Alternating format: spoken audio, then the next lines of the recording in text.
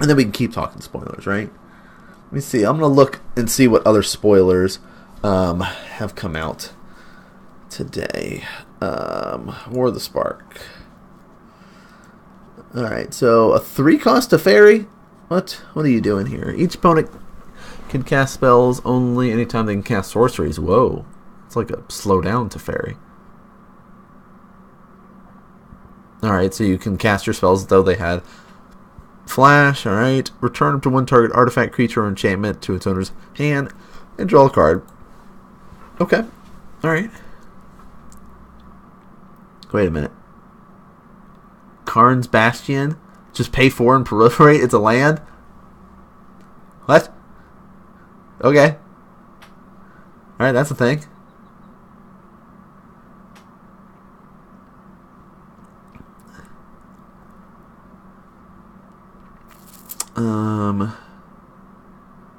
Alright. Teo the Shield Mage, what do? You have Hexproof and create a wall. Okay. That's cool. I like the uncommon planeswalkers as a concept, right? That's a cool concept. Card.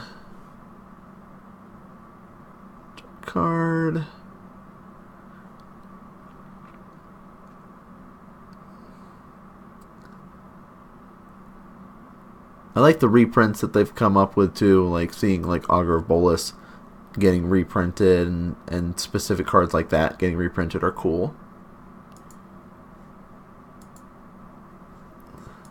Yeah, wow, hardened scales, right? Like, I'm paying 4 colorless to just proliferate. Yeah, okay. This seems pretty good for a deck like that.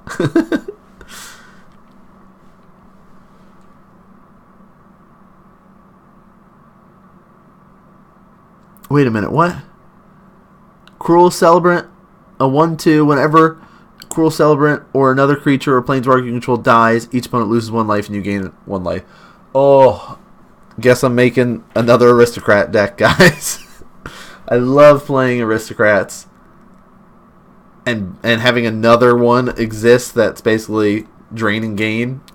Yes, I'm a fan. I'm a fan.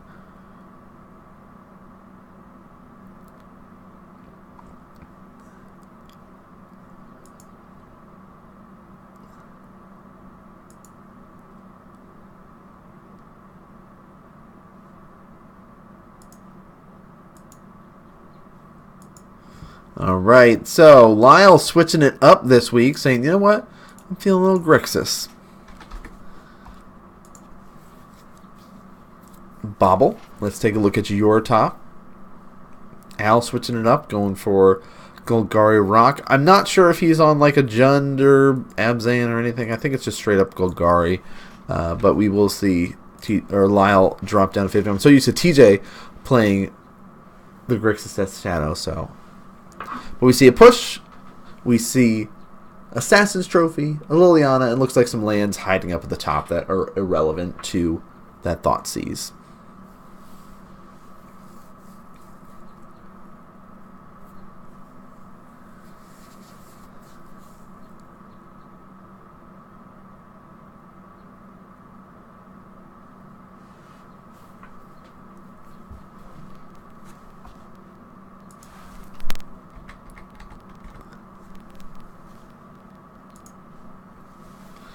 So, yeah, I think Assassin's Trophy makes the most sense here.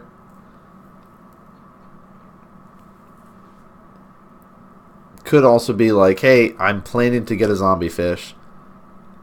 Your push won't do anything against that. Al's going to be fetching. See if he goes for the basic here. Yep. Conserving his life, and also if you're on a 2-color deck, you can get away with running a lot more basics and not needing as much of the, you know, oh, I need to get all my shocks out and do all this and that. So Goyf, all teeth and claws coming out.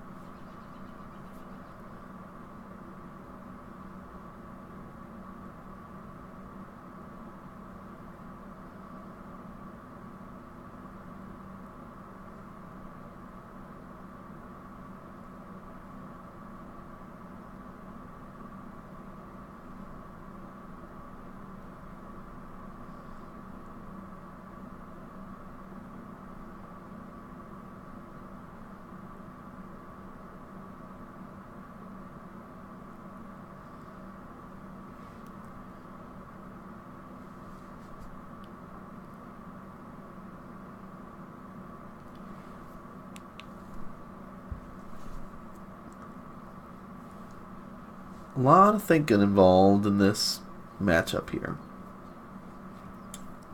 You know, it would be great if somebody used one of our Tarma die to help indicate what the power and toughness is of that Demdare Tarmogoyf, but you know, that's okay. We know there's a land, we know there's an instant, we know that there's a sorcery and an artifact. So he's at least a 4 or 5.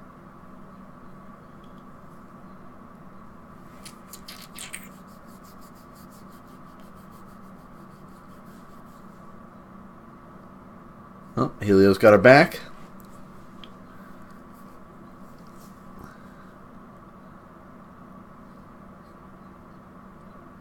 Field ruin that, he says.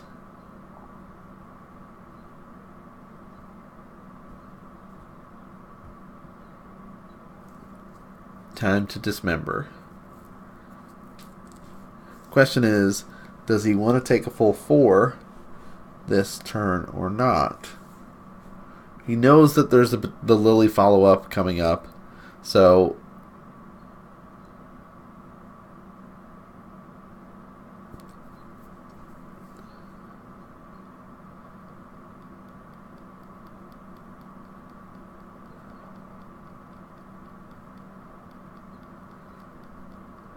nice swamp choice.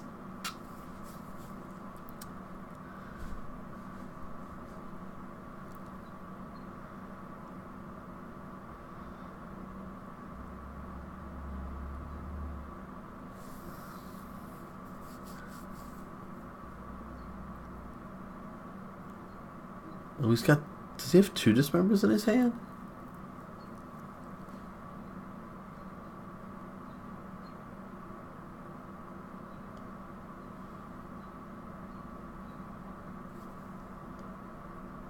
I'm assuming Lyle's taking the damage here. I mean, the point of Death Shadow, you want to be losing enough life to be able to play that Death Shadow. So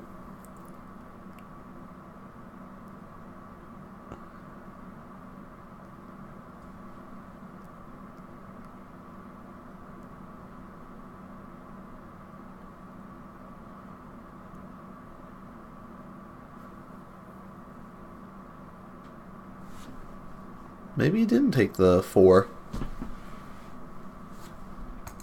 We'll pretend he's at 15 right now. Until we see otherwise. If he plays the Death Shadow this turn, he's at an 11 life, but...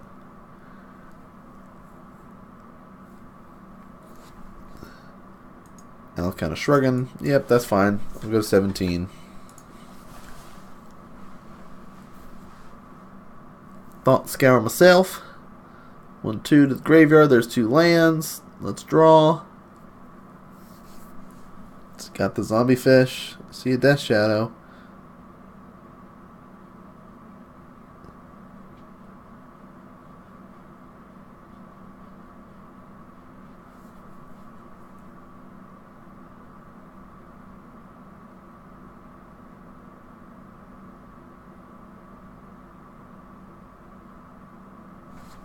There's a zombie fish. Which makes this a little tougher, right? Because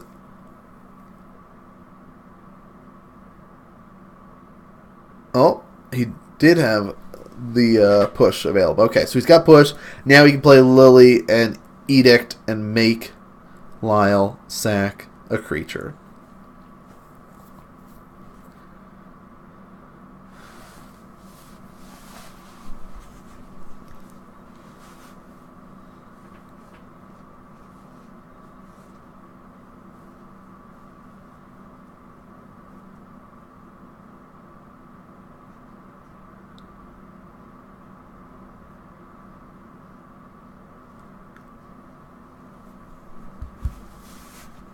Alright, so he must have taken the 4 if he's playing the Death Shadow here. Alright, so let's both discard. Here's a land. And here's a Dark Confidant, he says. Pass. Kill that Dark Confidant.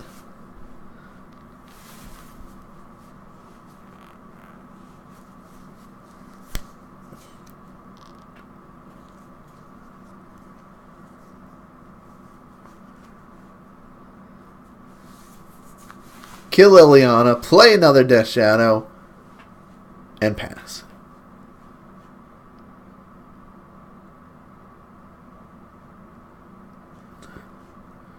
And let's go to game number 2. Looks like after Al ran out of gas, knowing that there's 2 Death Shadows, it was not looking good main board for Al to try to crawl his way up there. So Lyle takes game number 1.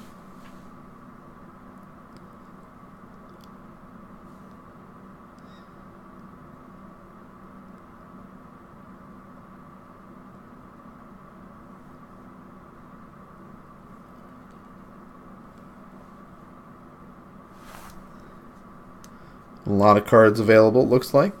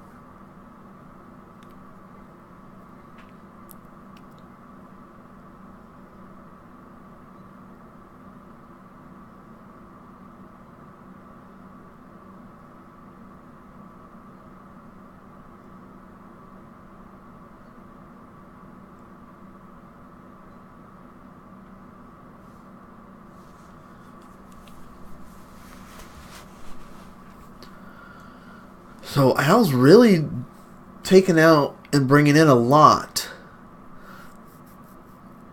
I'm not sure how many dead cards the Golgari Rock really has, but if there's specific sideboard cards that he wants, right? If he's running more removal, Maelstrom Pulse, Abrupt Decays, things like that he might want to bring in. Those seem like a good idea. If he's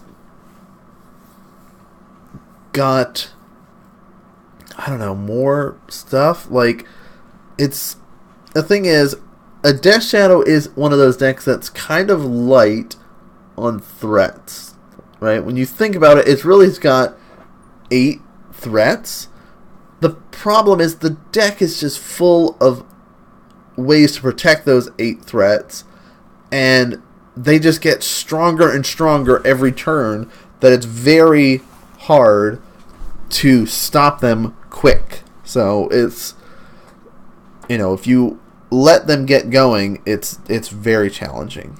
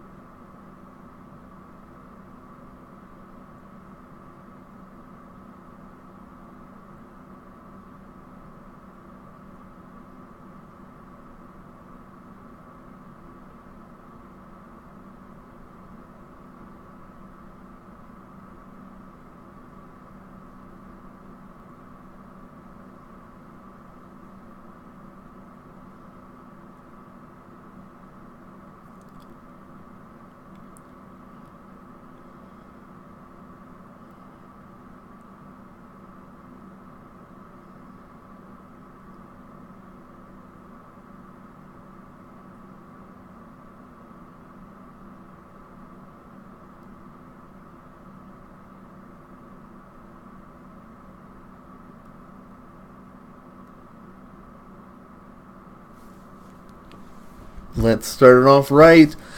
Inquisition, what do we want to steal? Let's get rid of one of your threats, he says. Looks like a bauble. Let's take a look at what's on top. Do I care about that? Should I fetch that away? How do I want to do this? Yep, let's get rid of that, he says.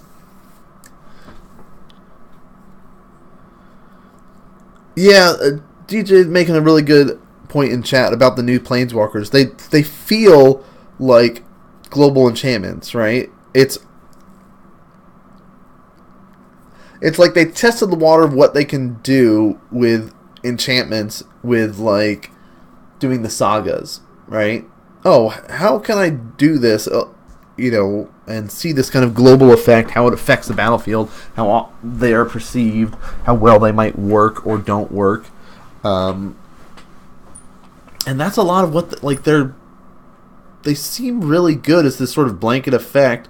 And it's just like, hey, I'm going to draw attention over here, protect my life in a way, because now you have to deal with this Planeswalker. Even though I might not even ever minus it, having this uncommon Planeswalker that costs 3 or costs 4, that has this just bonus effect, right? There's the one that costs 4, which is basically like a ley line of sanctity kind of thing. It's like, all right, that's pretty cool. It's got like 5 loyalty too, so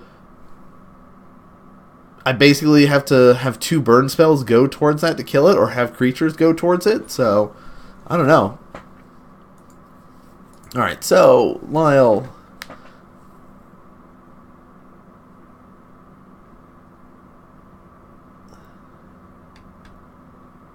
Should we assume he's at 15, 14? We're going to assume that, right? We'll think he lost 6. The question is, does Al have the Lily or a way to get rid of it?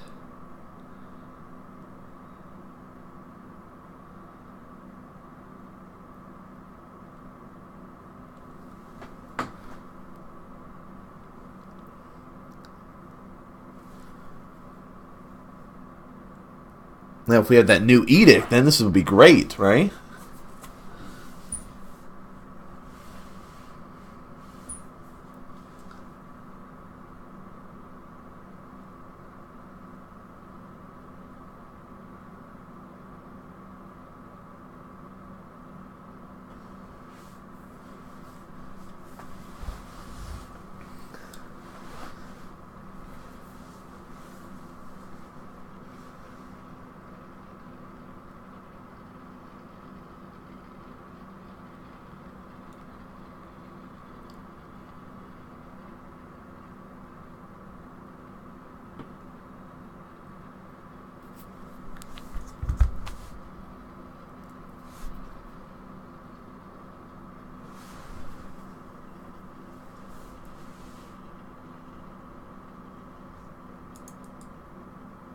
Okay. My wife just texted me, and I looked away for a second, and I came back, and Al was revealing his sideboard, and they're putting away their cards. What? Ran out of gas, and just was like, I guess this zombie fish is too much to deal with? What? It's gonna be one of those nights, guys. What? What happened? How did? What? Huh?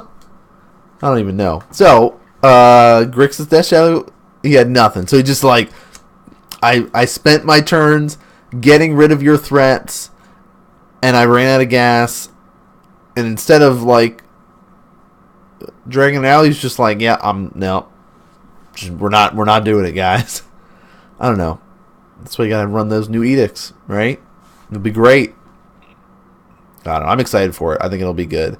There'll be some new sweet cards coming out. So we got 2 more to go, but if this is the halfway point, as it usually is, please consider following, subscribing, all that good stuff. Whether you're watching on YouTube or watching on Twitch, this is week number 9, so the season is almost over.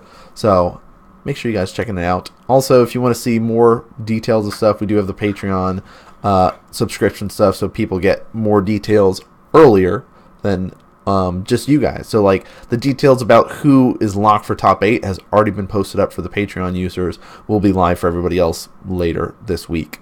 So I believe tomorrow becomes live. So check that out if you guys are interested in that. But let's hop over to round number 3.